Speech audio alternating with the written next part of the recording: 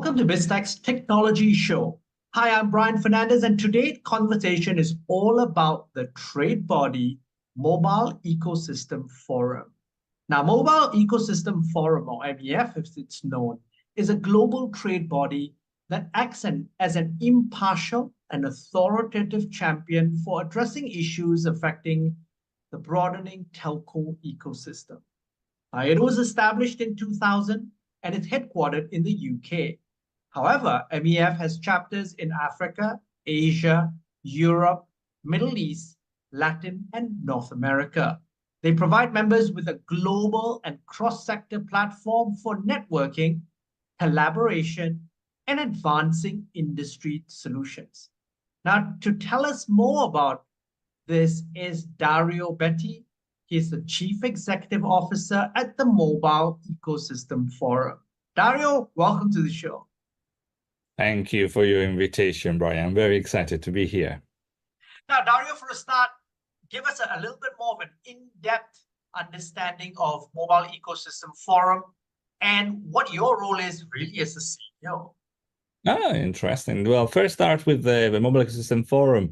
You mentioned it, we've been around for 25 years. In that 25 years, our members, about 230 of them, have grown and changed.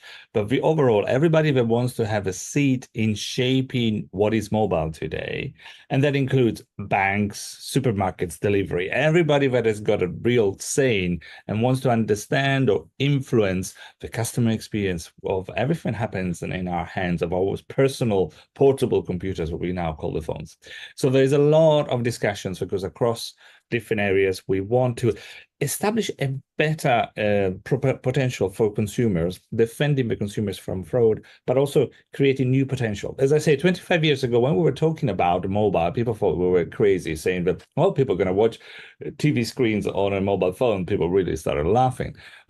Interestingly, today, when I go and say we're talking about mobile, people still laugh. I say, well, all is done. It's finished.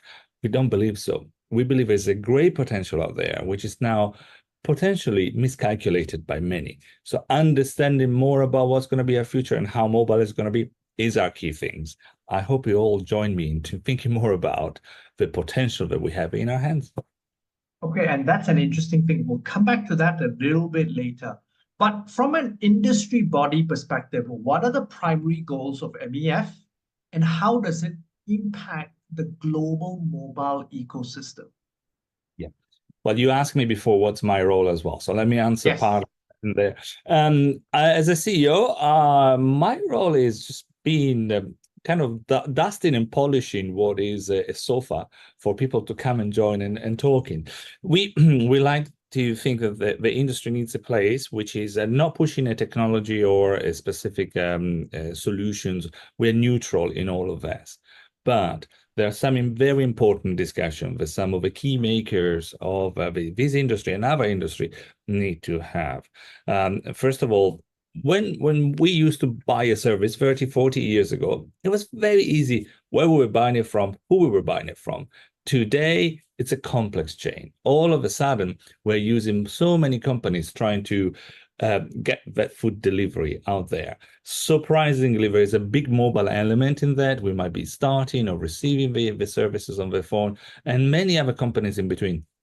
In this chain, sometimes the focus on consumers or profitability get lost. And I think we need to understand that as an industry. So make sure that we defend it. Well, I think one thing we'll talk about it today, we have to talk about it.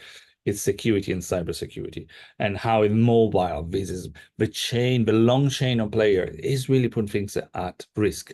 Equally, how to deliver a good service quality when you've got so many people delivering it, who is responsible, etc. That's also what we need to talk about.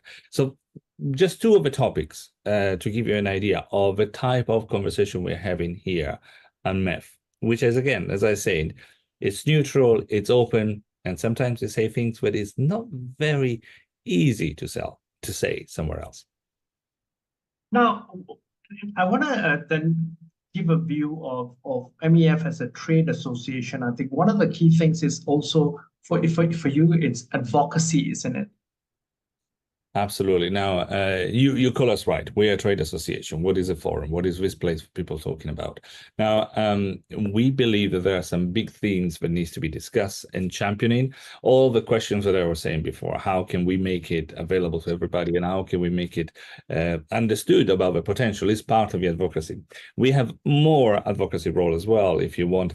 We talk to some of the regulators out there. Sometimes we talk to some of the other part of the industry, trying to bring people together in the understanding. Now, it seems by now so mundane and easy, mobile is with us. Surprisingly, there's a lot more to understand about not just the technology, but the complexity of the value chain, the complexity of the business as well. So when we talk to regulators, often we get that role of championing and educating as well at the same time. Now, Dario, you talked about looking at the future, and you talked earlier when we started out about 25 years ago, and I remember this, I'm old enough. When we were looking at our Nokia 3310s, and the industry was talking about, hey, we're going to be watching television on our phones, a lot of us were very skeptical. Now, today, the buzz around 5G is in every market. Some markets are already looking beyond that. What does 5G mean for business today? Nothing. And that's a bit of a disappointing discussions we're having right now. I think we can talk about a G fatigue. I mean, the first big innovations that happens in terms of generations of network solutions really meant a big difference in our day life. But now the incrementals are very important, but not very visible. And they're becoming more transparent. So what I'm telling you, 5G is a great technology, by the way. 5G does a lot of interesting things if on some verticals, but it's not available to everybody and not applicable to everybody.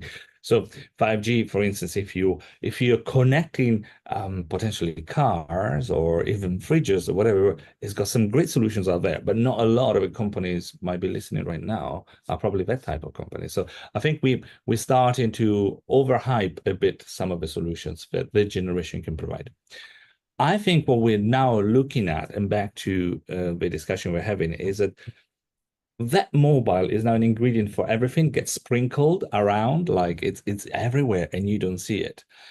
And some of the things that it does in the background is not as visible. For instance, it's not just information sharing, the data traffic. It's just also highlighting information that is only available from the network. Where are you? Or where is that thing? What does it do? Who are you? Things that is obvious in a network solutions. In the internet, these things are never available.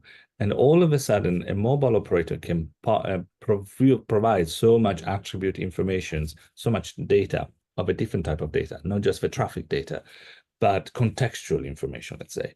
That's where we're really seeing the new generation helping out a lot more. And then with that comes the flexibility of doing computing power, et cetera, et cetera. We are going to be talking about AI, I'm sure, Brian. Absolutely. But, Dario, I want to just, before we get into that innovation and trends, I want to talk about something really simple that perhaps 4G and then now 5G has enabled. What does it mean for business? And I asked that question earlier.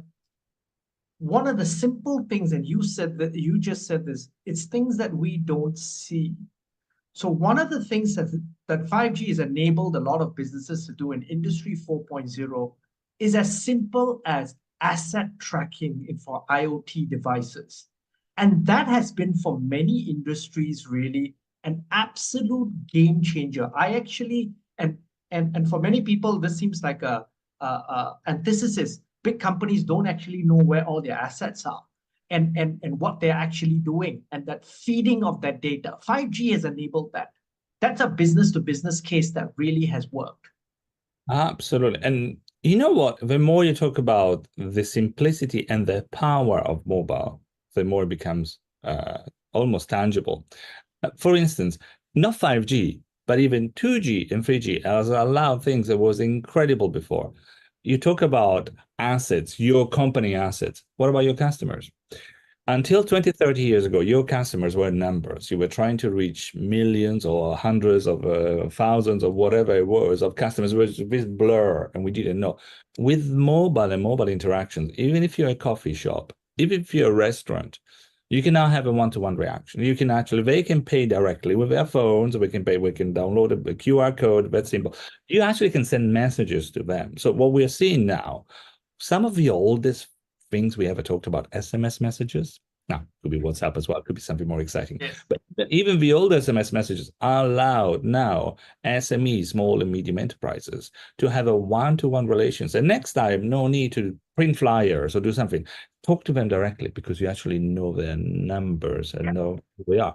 That is. And Dario, and I want to interrupt you here because you just reminded me of something. 20 years ago, when we were reading white papers around location-based services, that seemed like a big deal. We don't even think what you just described is location-based services. We don't even think about it anymore. Even the ordinary consumer doesn't realize that's what's happening. They're passing a store and they're getting some alerts. It's location-based services. It's just part of normal life. And I'll add something else to that because we talked about assets, we talked about your customers. With mobile, you actually end up knowing them in a very easy way. And the third one is your employees, because we've lived through the pandemic and thanks to mobile, but also because we now have an infrastructure out there that allows us to track your mobile, your work with us on your mobile, and and also understanding who you are, where you are, what are you doing, even in emergency situation, and not only.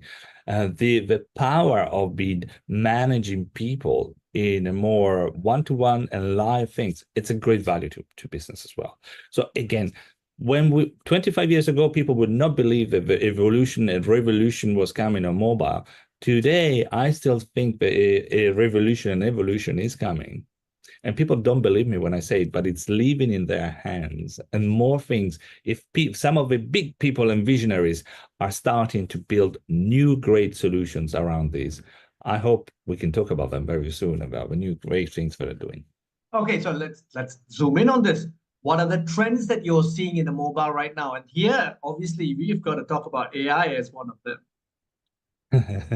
we have, I mean, isn't a bit predictable sometimes, and I'll try not to be predictable, Brian, and to be responsible and say it is not AI. How is that? It's not AI that we should be looking at. Just obviously, AI is a great thing, but it's actually the applications that AI will empower.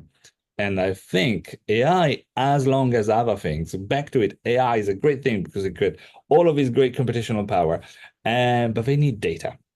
And what we said before is that the biggest source of information is not just the data is my information, my conversation being sent somewhere else. It's data about where are you, what are you doing, where have you been, what have you, what are the traditional things you do, all of things that exist in your networks. Now, the value of these things are incredibly higher because computers, your AI, would need them and on a constant changing base. So we're producing some of the inputs that go in there in the AI machine. Now, if you're an enterprise service, if you're looking at some of those applications, you then see the value that you're going to be creating is going to be much bigger. Now, for the mobile industry, until recently, well, in the 2000, 90% of revenue was actually selling phones and communication to consumers. That was a business. And today, a lot of industry still thinks that is the industry. Now, that has changed to about 70% right now is consumer business, 30% is enterprises. We are at the beginning of a big revolution. We're going to be seeing the solution to the industry based in AI, computing, managing and solutions and managing connectivity, but managing also these additional data that we're producing from the mobile networks. That will probably generate 70% in about 10 years of revenue. So from a consumer-based industry, the mobile network side is going to turn around to an enterprise solution. And that's the challenge, isn't it? Because from a business model perspective, the telcos, the operators, and of course the ecosystem around it, basically have to retool. Their ARPUs or average revenue per user have been declining sharply. Most of it is data. And as you said, now there's a clear shift to an enterprise type business model from a pure consumer model. What are the biggest challenges there and where are the opportunities there? Well, I think you're hitting on some of the key trends, and I could talk about a half an hour. Let's see if I can should how. I think the transformation is key, and I should say it's a mobile specific question, because if you're a network operator, you have to change scheme, or there's going to be a different role. There's going to be a role about managing a network that doesn't disappear. We need solid and strong networks, even more than usual, but that it kind of goes in the background and you don't see as much. And then there is an enterprise solutions and consumer solution event, which is probably seen where some of the big changes are going to happen. And you're seeing some of the things that they need to do. So it's kind of a split in understanding, redesigning the map. The mobile network or company, as we know it, probably will have to change. It might have different ways, even different ways the networks work with each other. And the second one is the openness. And that's, the word that we mentioned, ecosystem, in our title is really part of that field. Well, you're not going to be alone in delivering value.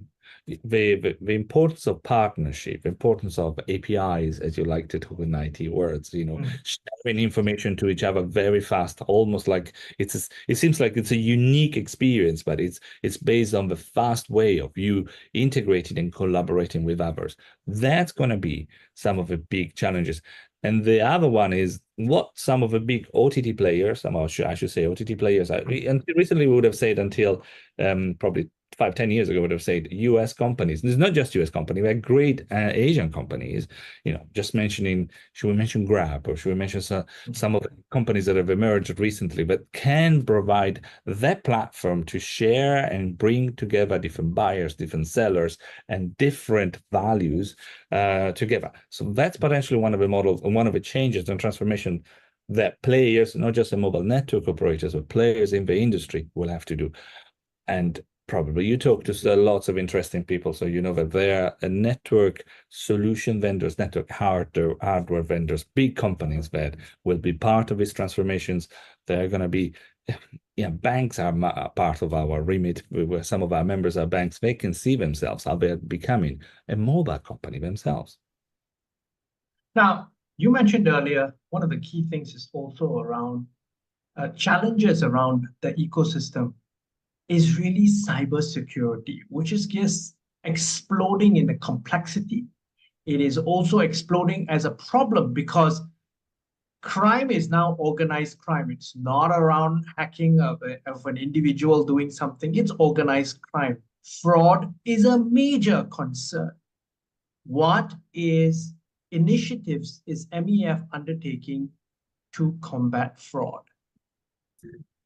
Oh well, Van, you need to allow me a few minutes here. Well, the first thing, it's interesting too. We gather the fraud questions. We start asking them every year. For 10 years now, we've asked consumers in 15 different countries for different stages of where they are, and fraud is even for the consumer getting more and more a challenge. And so we check the trust index in mobile, and it's good news. People trust their mobile and the mobile relationship, but we can see the big question marks in the background. So it is something that is now, even for consumers, visible and so on. And it should be. We know how much money, we calculate how much money is lost to consumers for these amount of cyber fraud on mobile. And it used to be $47 billion in 2022, which is a huge amount.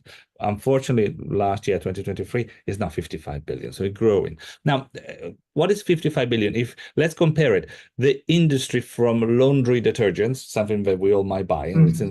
Okay, that's about $90 billion. So it's a half of a laundry or just over industry. But that's only the consumer part.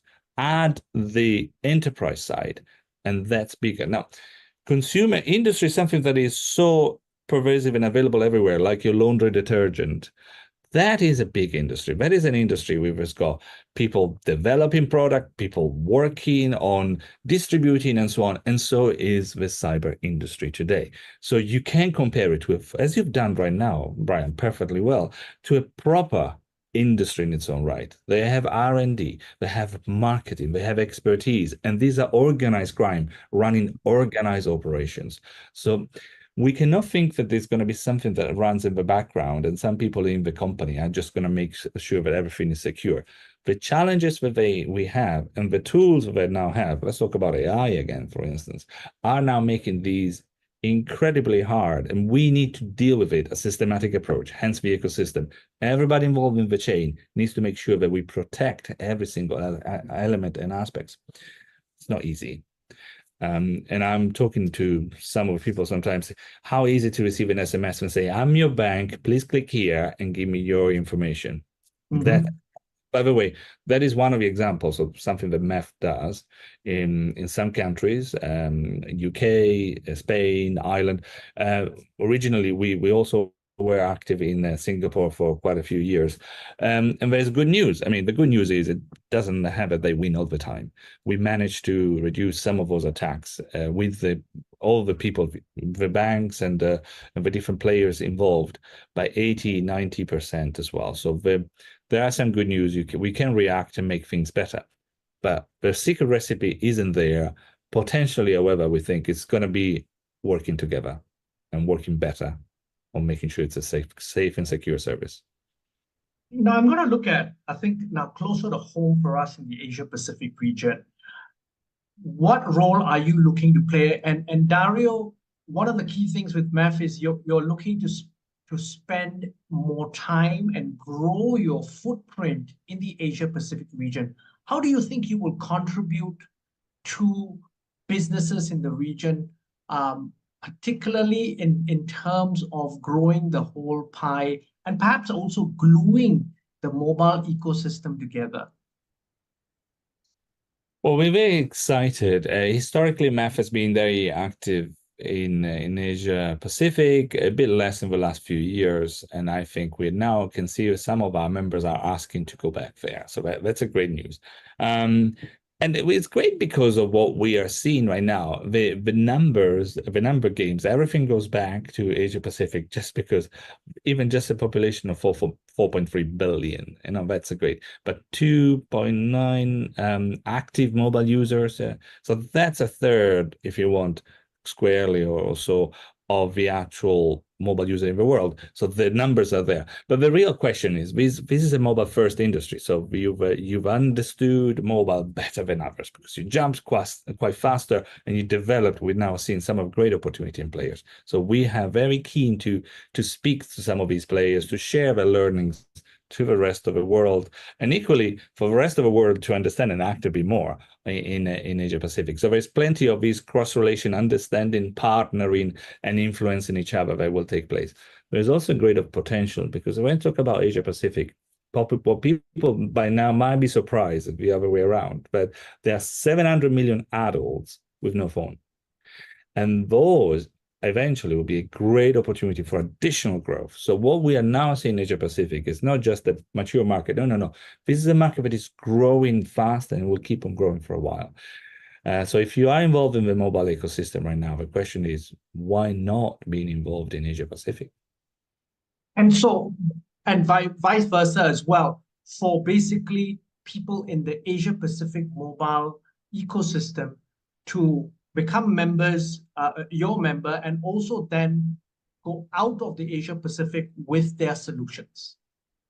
Absolutely. Now, we used to be the traffic of information and flows long time ago used to be learning from some market. It could have been the Scandinavian countries when I started. They were great in mobile, the Norwegian and so on. Then it became US. People are really interested, and there's some of the great innovation happening in Asia Pacific, and these should be able to sell and expand into other markets outside of Asia Pacific. So there's a real appetite to understand what's happening over there. And there's an appetite for the visibility of some of these players to say, let me go and sell somewhere else because I can do it. I now can be a global player as well. So we are really excited about those potentials. And if you're interested, come and talk to us. Our SOFA, as I said before, is a very big one. And there are many discussions, and definitely Asia players should be taking part in there too. Dario, it's been a great conversation, a really good insight into the mobile ecosystem forum. But before we leave, any final thoughts you'd like to leave the audience with?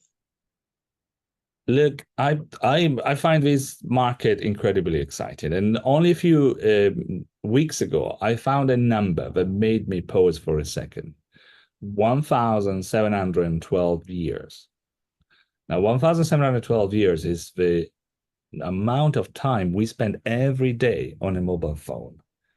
That's an incredible and scary number. Wow. And what it doesn't mean is the majority now, if you're looking at advertising, if you're looking at content consumption, if you're looking at commerce, if you're looking even at a quick things, which would be your identity and services and banking and so on, it's now centric on that. So it's almost like a question is, why are we not doing more on mobile? So it's a challenge that I get myself, and it's a challenge to understand how everything is now moving to a much more personal computing world. So I'll leave you with that thing. I don't have an answer, by the way. It's a very good of me. I just put it out there. But, 1,712 years. And what do we do with it? What are we going to do with it in 10 years' time? On that note, thank you very much for taking your time to be on the show, Dario. It's been a pleasure. And my pleasure, Brian. Thank you very much. We've been speaking to Dario Betti. He's the Chief Executive Officer at Mobile Ecosystem Forum, also known as MEF. I'm Brian Fernandez, and you've been watching and listening to Biztech Technology Show. This interview will be on our website, www.biztech.asia, as well as our syndication partners, TV stations, radio stations, and websites. Thanks a lot for tuning in.